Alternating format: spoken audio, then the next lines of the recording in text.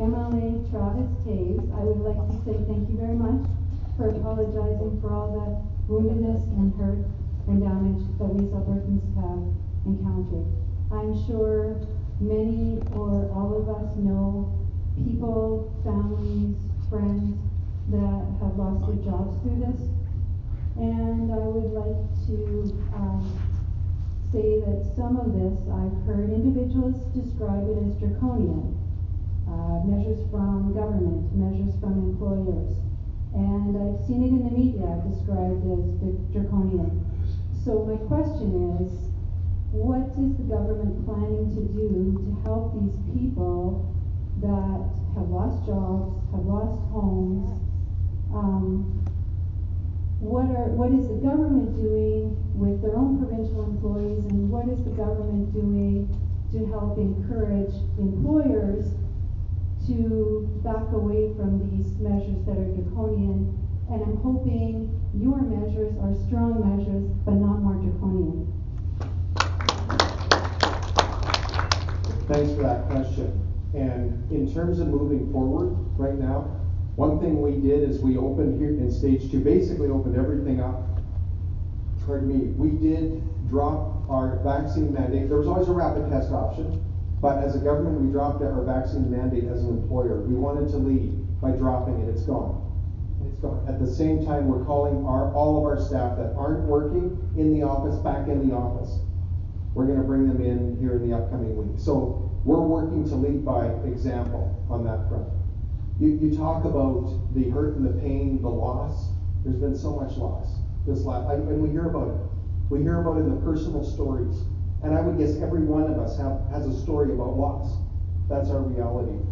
So I appreciate you raising that. During the pandemic, we offered, support programs. We spent almost $1 billion supporting small businesses. Was it enough? Of course it wasn't.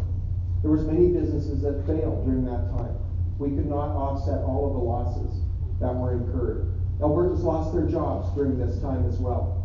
Fortunately, there were some social safety nets, but what we're doing as a government, it's called our Alberta Economic Recovery Plan. We started the plan already back in June of 2020 when we were still in the pandemic, because we knew it would be critically important that we would position the province for economic growth, which would result in increased job opportunities for Albertans who were maybe sidelined during this time, maybe for entrepreneurs who lost their business, needed another opportunity.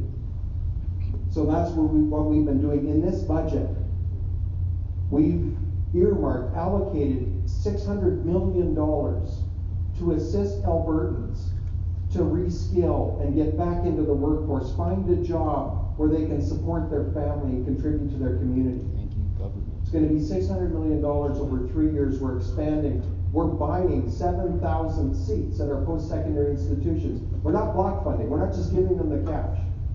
We're identifying those occupations where we are desperately short today and where there's great opportunity, and we're going to buy specific capacity from the institution so Albertans can get trained and skilled. It's going to include $30 million for the driving back to work grant. For those Albertans who want to have a good career in the transportation industry, we're desperately short of truck drivers. It's going to include $30 million for increased apprenticeship spaces. It includes $30 million over 3 years in assistance to getting Albertans who've been long time unemployed, because some of us in this province have been working sporadically or maybe have been unemployed since 2016, since that first downturn. It's hard to re-enter the workforce. Your skills are rusty. Most importantly, you've lost confidence.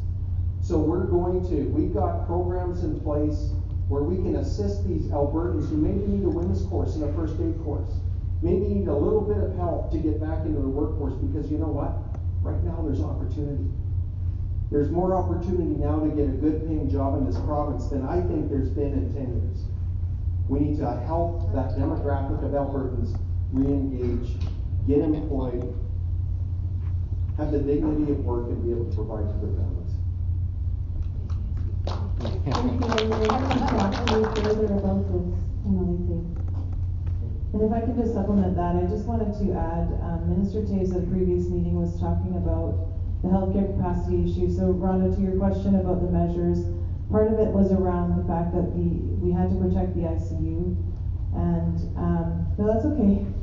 And when we got elected in 2019, we had the second highest spend per capita on healthcare, and we had the lowest number of ICU beds in the country. So we didn't know there was a pandemic coming, but when it came, we sure figured out that that was a problem really quickly.